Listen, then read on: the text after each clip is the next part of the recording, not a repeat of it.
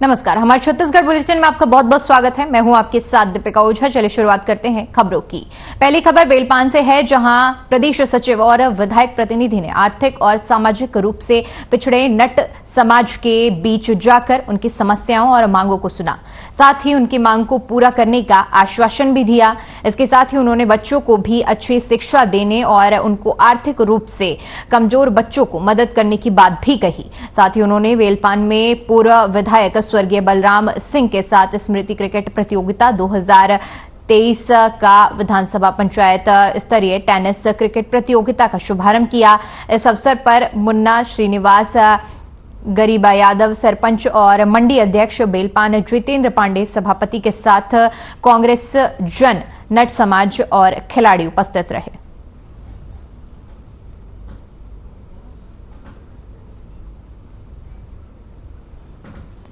तो बताते चलें, नट समाज के लोगों से प्रदेश सचिव ने मुलाकात की है और जहां पर अपनी मांगों को पूरा कराने को लेकर नट समाज को आश्वासन भी दिया गया है। इस दौरान क्रिकेट प्रतियोगिता का भी शुभारंभ किया गया है।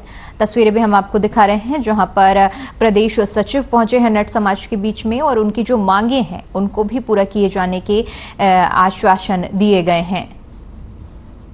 बेलपान की पूरी तस्वीरें हैं, जहां पर नट समाज के लोगों से मिलने प्रदेश सचिव पहुंचे हैं और इस दौरान क्रिकेट प्रतियोगिता का भी आयोजन किया गया है और जो मांगे नट समाज की ओर से रखी गई थी उनको पूरा करने का आश्वासन प्रदेश सचिव की तरफ से दिया गया है।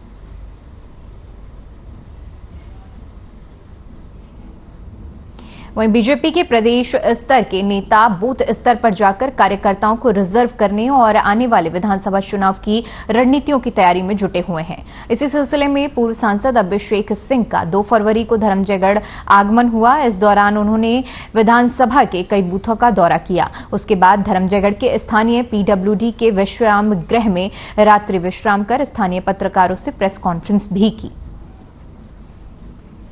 विधानसभा चुनाव की तैयारियों में पूरी तरह से जुटे हुए बीजेपी नजर आ रही है। बता दें कि चुनावी तैयारियों को लेकर पूर्व सांसद ने धर्मजयगढ़ का दौरा किया। बता दें कि इसी साल विधानसभा चुनाव होने हैं और जिसकी तैयारियों को लेकर भारतीय जनता पार्टी अब अपनी पुरजोर कोशिशें कर रही है और इसी के चलते पूर्व सांसद ने धर्मजयगढ़ का दौरा भी किया है।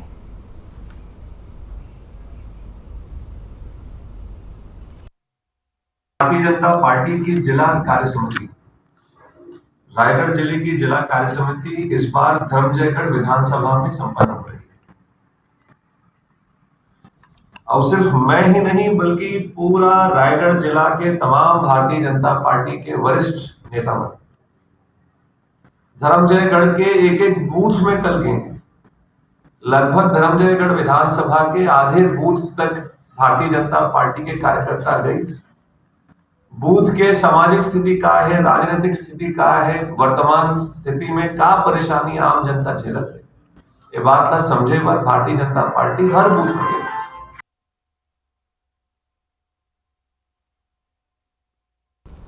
वहीं महाराष्ट्र के पूर्व मुख्यमंत्री अशोक राव चव्हाण ने मधुखेड़ में विश्व राज्य फैमिली गार्डन एंड रेस्टोरेंट का उद्घाटन किया। इस अवसर पर अशोक राव चव्हाण ने कहा कि वे हर जगह सलाह देते हैं कि व्यापारी नए नए होटल रेस्टोरेंट खोलें। इसी सलाह को पूर्व उप नगराध्यक्ष बालाजी गुड से अमल में लाएं। चव्हाण ने मुदखेड़ में विश्व राज्य फैमिली रेस्टोरेंट स्थापित करने की बार बार सराहना की। उन्होंने मुदखेड़ जंक्शन में होने के कारण इस इलाके में भारी ट्रैफिक रहता है, ऐसा उन्होंने कहा है। मुदखेड़ शहर से नेशनल हाईवे, स्टेट हाईवे जैसी सड़कों के कारण इस क्षेत्र में व्यवसायियों को खासा स्वागत है। और चव्हाण ने कहा कि रेस्टोरेंट के पीछे जो क्षेत्र में गोडसे एक ब्रांड है। इस अवसर पर अभिनेता सुमन तलवार, अभिनेत्री प्रीति ओम चौकसे, मुकेश चौकसे, भावराव फैक्ट्री के चेयरमैन और पूर्व उपाध्यक्ष कैलाश मौजूद रहे।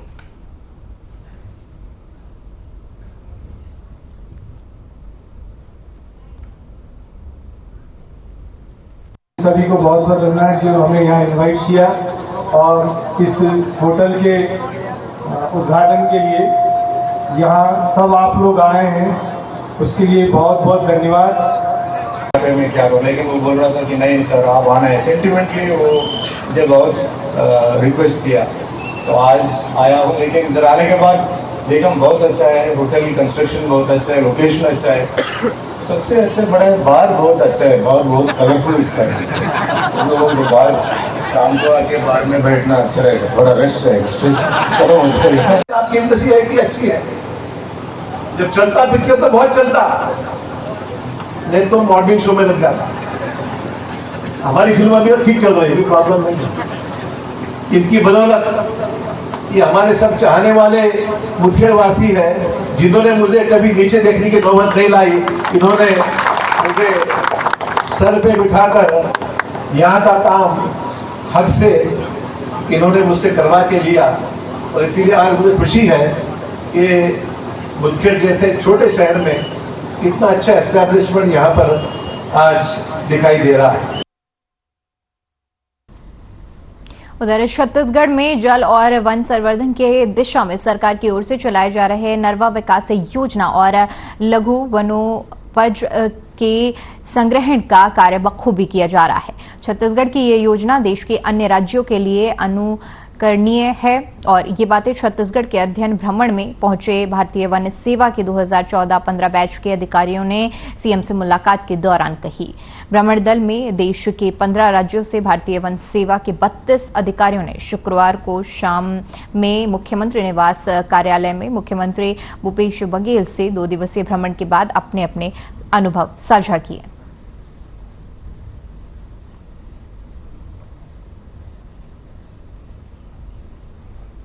बत्तीस आईएफएस अधिकारियों ने विकास योजनाओं का अध्ययन किया और इस दौरान अपने अपने अनुभव सीएम भूपेश बघेल के सामने रखे। आपको बता दें कि देश भर से 32 आईएफएस अधिकारी पहुंचे थे, जहां पर उन्होंने अध्ययन करते हुए सीएम से मुलाकात की और इस दौरान भ्रमण दल में जो देश के 15 राज्यों से भारतीय वन सेवा के 32 अधिकारियों ने अपनी जो अनुभव थे वो सीएम के सामने रखे हैं।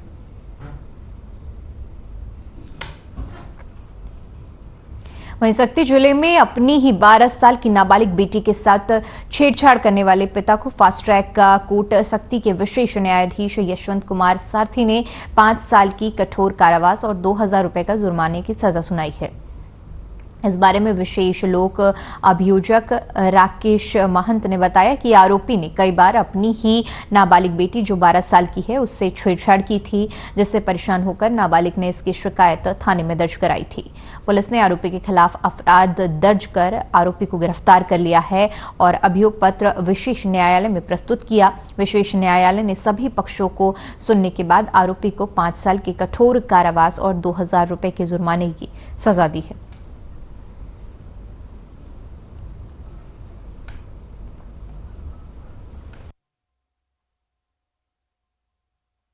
पिता द्वारा अपने ही 12 वर्ष की पुत्री के साथ छेड़खानी करने का मामला सामने आया। पीड़ित नाबालिग ने अपने पिता के खिलाफ थाना में रिपोर्ट दर्ज कराया। विचारण उपरांत न्यायालय द्वारा अभियुक्त पिता को दोष सिद्ध पाए जाने पर विशेष न्यायाधीश यशवंत कुमार सारथी द्वारा अभियुक्त को 5 वर्ष की सश्रम कारावास और 2000 के अर्थदंड से दंडित किए गए हैं। उधर बिलासपुर में बजट की विशेषताओं को लेकर पत्रकार सम्मेलन का आयोजन किया गया, जिसमें पूर्व सीएम रमन सिंह और विधायक दल शामिल हुए। सम्मेलन में पूर्व सीएम रमन सिंह और बीजेपी विधायकों ने बजट पर अपनी बात रखी। सभी ने बजट को ऐतिहासिक बताते हुए राष्ट्रीय उन्मुखी बताया।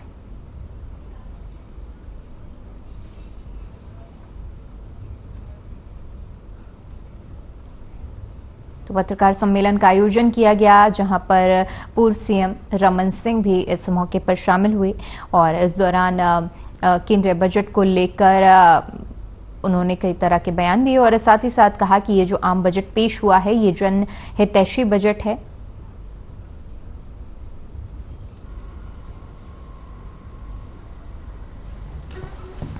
कोई भी पार्टी अपने सरकार को वापस रिपीट करना चाहिए कि हार जाना चाहिए। तो ऐसे बजट प्रस्तुत किया जाता है जो पॉजिटिव हो। जनता बीजेपी का रिएक्शन वो दिल्लियों के बीच, इकोनॉमिक्स के बीच में उसकी अच्छी तो बिलासपुर वालों को ज्यादा जानकारी होगी। मेरा चुनाव में 2003 में मैं चुनाव लड़ा, 2008 में चुनाव लड़ा, 2013 में चुनाव लड़ा। 3 चुनाव में मैंने लड़ने के बाद अपने आय व्यय का ब्यौरा चुनाव आयोग को दिया। चुनाव आयोग के ब्यौरा को आईटी डिपार्टमेंट उसके परीक्षण करता है।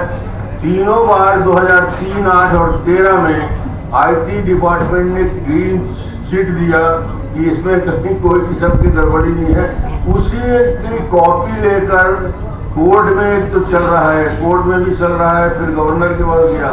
तो मैं कहता हूँ कि ये किसी व्यक्ति का आय व्यय का ब्यौरा, उसके खर्चे का ब्यौरा आईटी डिपार्टमेंट देखता है और आईटी डिपार्टमेंट का काम है। उसने जब क्लीन शीट दे दिया है तो भूपेश को बोलने के लायक कोई विषय बचता नहीं। भूपेश बघेल को डायरेक्ट इनडायरेक्ट में छत्तीसगढ़ की बजट आएगा तो छत्तीसगढ़ के बारे में ज्यादा बात करूंगा। आज तो मैं केंद्रीय बजट का आने वाले इफेक्ट पे चर्चा कर रहा हूँ कि समाज के सभी वर्गों पे बेहतर प्रभाव पड़ेगा।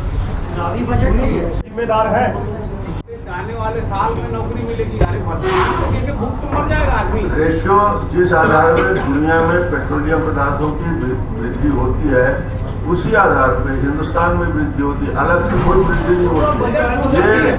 रेलवे का बजट मैंने बताया, रेलवे का बजट मैंने बताया कि 13 और 14 के बजट से 9 गुना 13 गुना ज्यादा बजट हो गया।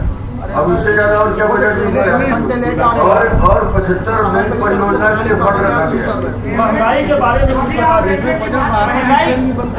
महंगाई को लेकर क्या प्रावधान किया गया है? वही बात मैं बता रहा हूँ। बिलासपुर नहीं, छत्तीसगढ़ के 5 रेलवे की परियोजना है, वो डोंगरगढ़ से शुरू करके कवर्धा मुंगेली होते हुए दोरमी होते हुए जाने वाली परियोजना है। भूपेश बघेल ने जितनी योजनाएं हम लोगों ने बना के रखी थी पाइपलाइन में डाला था, राज्य सरकार के पैसा न देने की वजह से उसको भी बंद डब्बे में डाल दिया। विकास दर को लेकर जो आप चमत्कारी बजट बता रहे हैं, इसमें ये देख लेना है कि जॉब क्रिएशन नहीं है। मनरेगा का बजट घट गया है और हेल्थ बजट घट गया है, एजुकेशन बजट घट गया है। तो क्या ये माना जाए ये सब कुछ ठीक है या इस पर ध्यान देने की जरूरत नहीं है? महंगाई का कहीं भी जिक्र नहीं है। तो ये अमृत काल का बजट है या मित्र काल का? अमृत काल का बजट इसलिए बोल रहा हूँ, इसमें रोजगार के अवसर के सृजन का भी है। जब हम बात करते हैं कि इंफ्रास्ट्रक्चर में हम बड़ी राशि खर्च कर रहे हैं तो ये अपने आप में साबित करता है कि इंफ्रास्ट्रक्चर में यदि ज्यादा राशि हम खर्च कर रहे हैं तो उसका मतलब ये है कि ज्यादा से ज्यादा जॉब क्रिएशन होगा। आकांक्षी जिलों के डेवलपमेंट के लिए कर रहे हैं। एक योजना मैं जिसके बारे में बता देना चाहता हूँ जॉब क्रिएशन के लिए, 3 वर्षों में, आने वाले 3 वर्षों में 47 लाख युवकों को सहायता प्रदान करने के लिए अखिल भारतीय राष्ट्रीय शिक्षुता योजना के तहत ये योजना शुरू की जाएगी। इसमें 47 लाख युवकों को सहायता प्रदान किया जाएगा डायरेक्ट। ये आने वाले स्टाइपेंड के रूप में जाने वाले 3 साल। आपने भूपेश बघेल जी के बजट को लेकर क्या कहना चाहिए? सम्मान मिल रहा है तो देश के लिए उनका कॉन्ट्रीब्यूशन तो है। राजनीतिक दृष्टि से आलोचना करना एक अलग विषय होता है और सामाजिक क्षेत्र में उसके योगदान के लिए यदि उन्हें पुरस्कार पुरस्कृत किया जाता है तो कोई बुराई नहीं। भूपेश बघेल कह रहे हैं कि 14 विधायकों को बोल दिया गया भाजपा की ओर से कि अपनी टिकट देख लीजिए करके, और आपके बेटे के लिए भी चिंता करनी चाहिए। उसको ना 14 विधायक की चिंता करने की जरूरत है, ना बीजेपी की चिंता करने की जरूरत है। उसको चिंता ये करना है उसके विधायक चुनाव लड़ने से इनकार क्यों करते जा रहे हैं। ठीक है, सीधे वो बोलता मैं निर्णय ले लूंगा, अलग अलग विधायक बोलते हैं कि हम चुनाव लड़ेंगे कि नहीं लड़ेंगे ये तय करना मुश्किल है। तो जब कांग्रेस में इतनी घोर निराशा है और सब लोग भाग रहे हैं तो इसके लिए मतलब स्पष्ट है कि कांग्रेस में आज पूरी तरीके से निराशा व्याप्त है और वो चुनाव लड़ने से भागना चाहते हैं। बाबा रामदेव कह रहे हैं कि केवल नमाज पढ़ना ही उनके लिए प्राथमिक है मुसलमानों के लिए।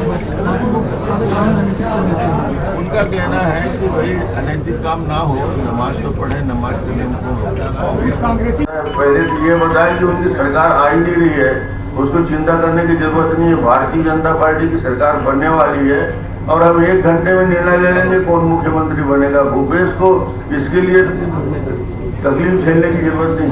लेकिन वो आपके नाम को लेकर तंज करते हैं कि रमन सिंह में वो चेहरे में दम नहीं, ना वो छोटा चेहरा है ना वो सीएम का चेहरा है, इसको लेकर क्या? अब ये निर्णय भूपेश करेगा कि छत्तीसगढ़ की जनता तय करेगी। कितनी सीट होगी इस बार भाजपा की? मुलायम करके पानी के पार्टी का ये 14 विधायकों को बोल दिया गया है कि आप लोग देख लीजिए अपनी टिकट के लिए। चलिए, धन्यवाद।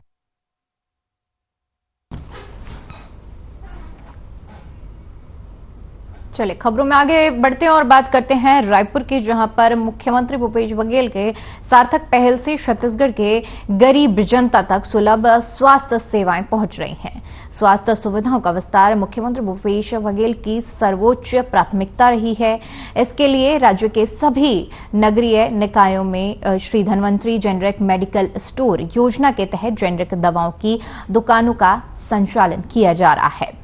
इन दुकानों में देश की ख्याति प्राप्त कंपनियों की जेनरिक दवाएं 50 से 70% कम कीमत पर उपलब्ध होती हैं। तो मुख्यमंत्री भूपेश बघेल की सार्थक पहल से जनता के बीच में सुलभ स्वास्थ्य सेवाएं पहुंच रही हैं। और बताते चले Shri Dhanvantari generic medical store, जिसके माध्यम से गरीब तबके का व्यक्ति दवाई खरीद सकता है और जिसमें आपको बता दें कि 50 से 70% तक दवाइयों में छूट मिलती है।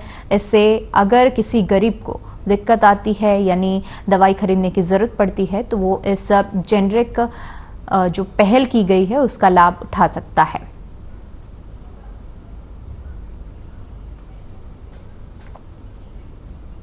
उधर रायपुर शहरवासियों की बहुप्रतीक्षित मांग पूरी हो गई है। लोक निर्माण मंत्री श्री ताम्रध्वज साहू ने रेलवे स्टेशन के पास 35.54 करोड़ रुपए की लागत से 556 मीटर लंबा तेलघानी रेलवे ओवरब्रिज और बाईपास रेल लाइन 15.73 करोड़ रुपए की लागत से तैयार गोगांव रेलवे अंडर ब्रिज का लोकार्पण किया। इन दोनों बड़े निर्माण की सौगात मिलने से जनता को सुगम यातायात की सुविधा मिलेगी और यहां लगने वाले जाम से निजात भी मिलेगा।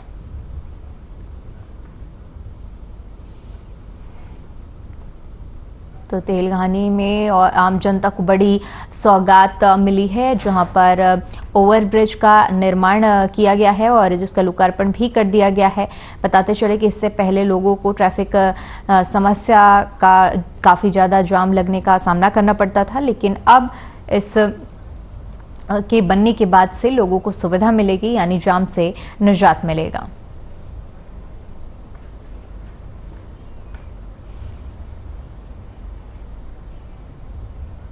उधर ग्राम पंचायत गतौरी में सर्स Coleman logistic India private limited के पर्यावरणियों के लिए जन सुनवाई शुक्रवार को रखी गई थी। भारी विरोध के कारण जन सुनवाई को स्थगित कर दिया गया। जिला पंचायत सदस्य और ग्रामीणों ने केंद्र सरकार के पर्यावरण, वन और जलवायु परिवर्तन मंत्रालय के निर्धारित नियमों का पालन नहीं करने का मुद्दा उठाया। गतौरी स्कूल प्रांगण में आयोजित जन सुनवाई का ग्रामीणों ने जमकर विरोध किया। ग्रामवासियों और आसपास की प्रभावित पंचायतों के सरपंचों को सुबह 10 बजे से ही जन सुनवाई में पहुंच चुके थे। ग्रामीणों ने तकरीबन 1 घंटे तक जमकर हंगामा मचाया। ग्रामीणों को विरोध को देखते हुए आला अधिकारियों ने जन सुनवाई निरस्त कर दी।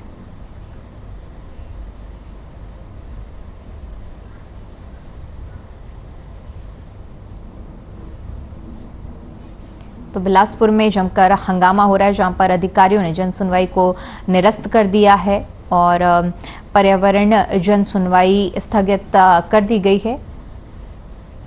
विरोध के कारण जन सुनवाई को स्थगित करना पड़ा है। उधर सरकार की ओर से तमाम कोशिशों के बाद भी ग्रामीण इलाकों में सरकारी स्वास्थ्य सेवाओं की हालत सुधरने का नाम नहीं ले रही है। आपको बता दें कि ग्रामीण क्षेत्र में तैनात स्वास्थ्य कर्मचारियों की लापरवाही और मनमानी थम नहीं रही है। लिहाजा कई जगह अस्पताल में महीनों तक ताला लटकता देखा जा रहा है। ऐसा ही एक मामला जिले के अंतिम छोर पर स्थित ग्राम चारभाटा से सामने आया है, जहां अस्पताल में ताला लटके रहने की वजह से मरीज भटक रहे हैं और दूर दराज के गांव में जाकर इलाज कराने को मजबूर हैं।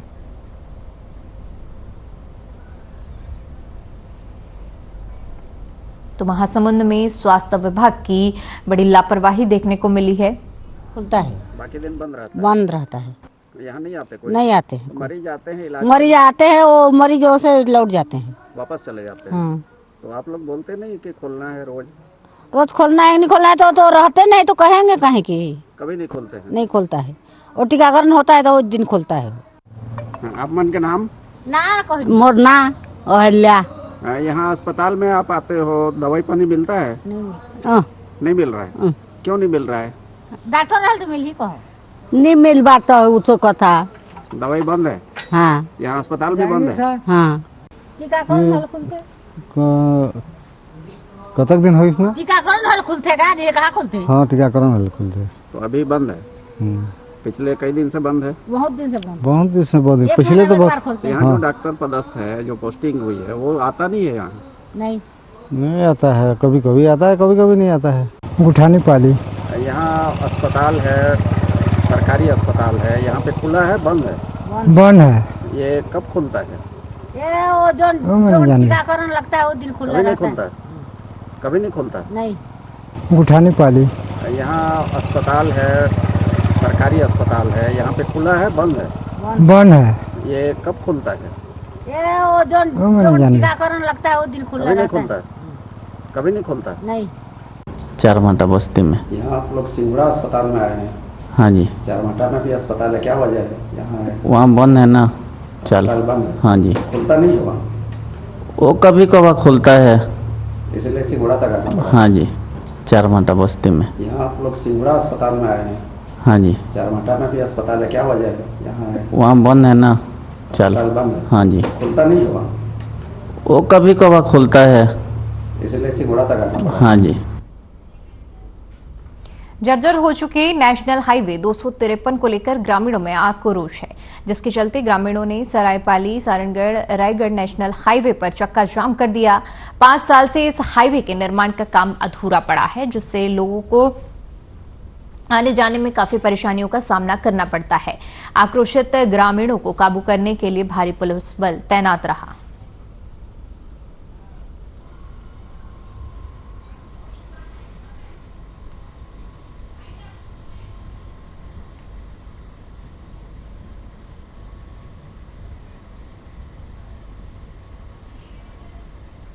चलिए फिलहाल के लिए इस बुलेटिन में इतना ही। देश और दुनिया की तमाम बड़ी खबरों के लिए बने रहिए हमारे साथ। नमस्कार।